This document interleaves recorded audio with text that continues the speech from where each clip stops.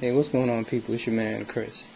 Before I start this video, I got to give a special shout out to Nikki.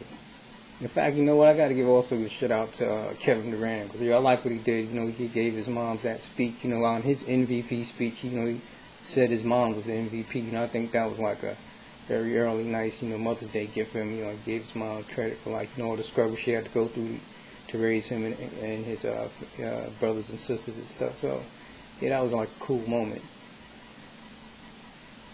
And, I think he stood up. That was real nice. But, as a matter of fact, before I get into this, I'm not going to do any videos for a while after this. So I have to give a special Mother's Day shout out to anyone who's out there, the mothers listening out there. But the topic of this video, I'm thinking about the mothers in not Nigeria. I'm just like, I wish they would have a good Mother's Day, but then the situation goes, they got, their kids have been, their daughters are being taken from. Apparently this group broke around has been killing young boys too. They're not just snatching girls, they're killing boys. Pretty much running around doing what they want.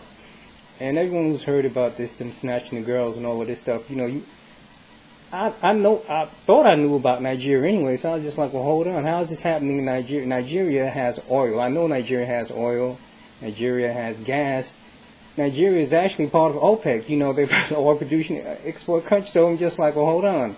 Nigeria is just not some little broke country that they can't do anything. They got money. They have enough money to afford not only a military but a competent military. And even though the police are like a local thing, they have enough money that they should be able to give their localities a good police force. But they have this group running around doing whatever the hell they want, at least to the people.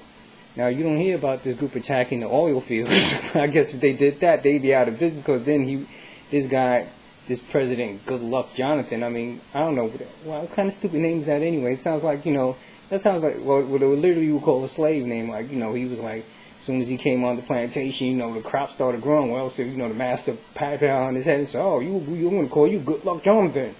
Well, how the fuck do you get a name like that? But, it's just amazing to me that the government, let's be real, Nigeria, a lot of governments you hear about African, there's corruption going on. It's not just Africa. There's a lot of governments in other countries, they hear about corruption. There's supposed to be like drug money going through the Nigerian government that's going up into the politicians' hands, through smuggling drugs. And there's even, like, everybody knows, there's like senior citizens, there's senior citizen money from the U.S. going through their economy, because there's a lot of people scamming the senior citizens in the U.S. So they got money. So if they got money, why come they don't have a competent military? But maybe they do have a competent military. Maybe what the people, when you ask the families what's going on, they saying the government just doesn't give a fuck. Just like, whatever. As long as Boko Haram is not fucking with the oil fields, is not messing up their money, they want to be seen as an economic world power, they don't care. They can take the kids, they can kill civilians, they can shoot the boys. And it's not even like they're targeting, apparently Boko Haram is supposed to be Islamic Muslim. They're supposed to be killing other Muslims too. They're killing Christians and Muslims. From what I read about it, the northern part of the nation is mostly Muslim, and the southern part is mostly Christian. But all the bullshit seems to be going on in the northern part. But it makes me scratch my head. Like, a lot of people are just like, well, why should we go over there to help them out? And I'm because I know that they actually have money, I'm like, well, why should we? Because they should have enough money to handle their own business and take care of that. But it's obvious they don't give a fuck. And they say, well, they have no idea what this group is. I'm like, really? You don't have any kind of intelligence to know who the leader of this group is, or where their stronghold is? I read a report that their stronghold was somewhere in the Cameroon. I'm just like, well, but you still have no idea where you could possibly find these girls or get these guys who were doing it. In terms of black man, it's embarrassing. It's a whole black thing. The President Jonathan Goodluck, he's a black man. He doesn't give a fuck about the people. He's worried about the economic progress of the country. And the guy who's supposed to be the leader of Boko Haram, he's a black man. He doesn't give a fuck. He's just snatching chicks, making them into sex slaves, and killing dudes who don't want to be down what he's down with. This, I don't know, man. It just seems like a situation. When you look at it, just like, how the hell this can possibly happen? I'm like, how this man wants to get respect as an economic power, he just doesn't care about protecting his very own people. I mean, it's almost like, what was it? That's how it was, I think, in Iraq. Saddam Hussein was just gassing his own people, just like, yo, we got oil, so fuck, we'll gas our own people, we'll use women as sex slaves. It's just like a kind of very similar kind of thing when you think about it. But his government, I think, was never democratic. This is actually supposed to be a democratic government. So,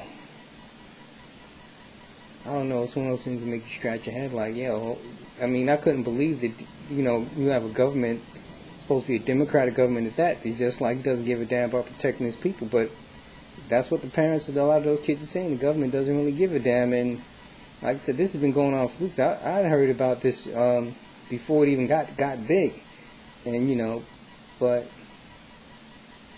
now it's finally through social media. In fact, there were some clowns actually saying that the social media was an inappropriate response because somebody did a petition.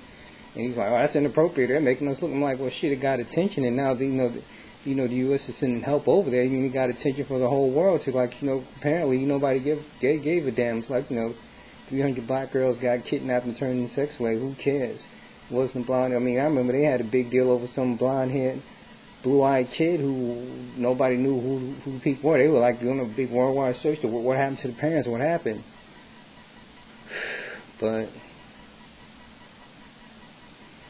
And the thing is, what's going to happen once all this is over? Suppose, the United States, they're not sending actual military, but they're sending people to help us. Suppose they get the girls back, and their purpose is to get these girls back. But after they get the girls back, let's say they do get the girls back, or whatever, after all this is over, what's going to happen? The world attention is going to be off Nigeria, and then it's going to be back to normal. President Goodluck Jonathan is just going to say, well, fuck it now. We're like, we got our oil money, and fuck the people. And it's back to like, yo, we trying to make some money, be an economic world power, but the people don't mean shit. It's wild. And I'm a black, I'm a black man. In fact, yeah, I even like to mention this. I did a video a couple of years back about a really smart girl named Sahila Ibrahim, I think her name was. And I did the video. I didn't know and didn't really care, but apparently she's of Nigerian descent. And it wasn't that long ago.